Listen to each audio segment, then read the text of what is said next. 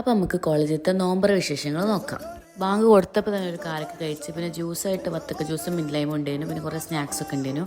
വത്തക്ക ജ്യൂസും മിൻലൈമൊക്കെ കുടിച്ച്, പിന്നെ ഒരു കട്ട്ലറ്റും ഒരു സമൂസയും കുറച്ച് കട്ട് ഫ്രൂട്ട്സും കഴിച്ച് ലൈറ്റായിട്ട് കഴിക്കാമെന്നൊക്കെ വിചാരിച്ചാൽ, പക്ഷേ കഴിച്ച് കഴിഞ്ഞപ്പോൾ വയറ് നല്ല ഫുള്ള്, കാരണം മെയിൻ കോഴ്സ് ഉള്ളതുകൊണ്ട്.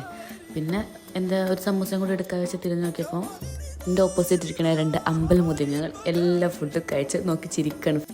അത് കഴിഞ്ഞ് നിസ്കരിച്ച് കുറച്ച് റെസ്റ്റൊക്കെ എടുത്ത് പിന്നെ മുകളിലേക്ക് മെയിൻ കോഴ്സ് കഴിക്കാൻ വേണ്ടി പോയി. മെയിൻ കോഴ്സിലാണ് nice pathiri, coin parotta, stew, പിന്നെ ബിരിയാണി, ചിക്കൻ പൊരിച്ചക്കണേനും എല്ലാം എടുത്ത് കഴിച്ച്. നമ്മൾ സീനിയേഴ്സ് നടത്തിയ പ്രോഗ്രാമാട്ടത്. എല്ലാ ഫുഡും നല്ല അടിപൊളിയായി, നല്ല ടേസ്റ്റും. അത് കഴിഞ്ഞിട്ട് പിന്നെ ജീരക മുട്ടായി, പിന്നെ കട്ടൻ ചായ, പിന്നെ കുറച്ച് ഉപ്പിലിട്ടത്, ഗുലാബ് ജാമുൻ, ഐസ്ക്രീം, ഇതൊക്കെ തന്നെയാണ്. ഇതിൻ്റെ ഇടയിൽ കൂടെ തന്നെ ഫ്രണ്ടിൽ എന്തൊക്കെയോ പരിപാടിയൊക്കെ നടക്കുന്നുണ്ട്, പാട്ട് സംഭവങ്ങളൊക്കെ നടക്കുന്നുണ്ട്. ഇതൊക്കെ കഴിച്ച് കഴിഞ്ഞ് പിന്നെ ബോധം കെട്ട് റൂമിൽ പോയി.